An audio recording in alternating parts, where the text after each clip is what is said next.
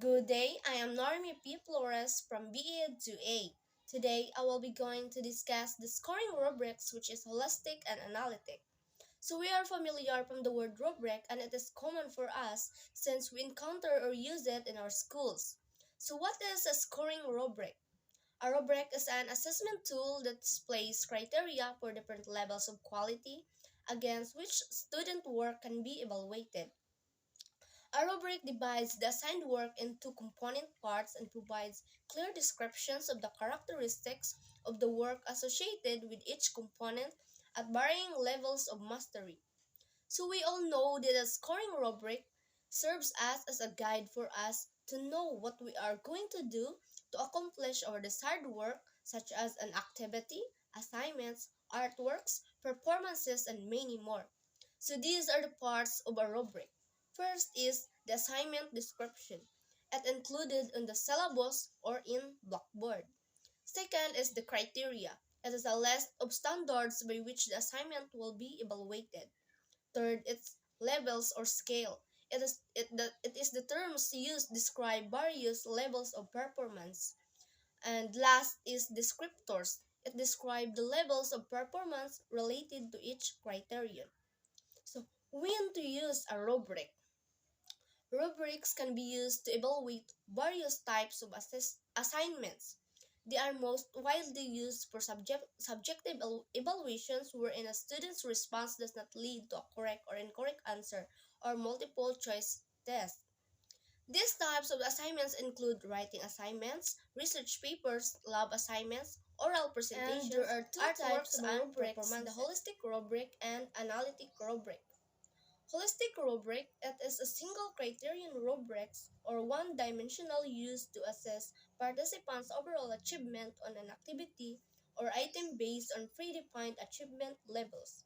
Holistic rubrics may use a percentage or text-only scoring method. The holistic rubric has only one dimensional. It is used to assess participants' overall achievement on an activity. So, it is understood that this rubric assesses students' work as a whole. Analytic rubric. It has two-dimensional rubrics with levels of achievement as columns and assessment criteria as rows.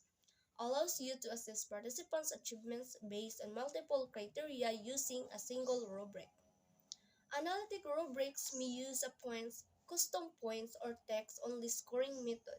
Points and custom points analytic rubrics may use both text and points to assess performance with custom points. Each criterion may be worth a different number of points. So the holistic has only one dimensional, while the analytic has two dimensional, and these rubrics identify and assess of a finished product.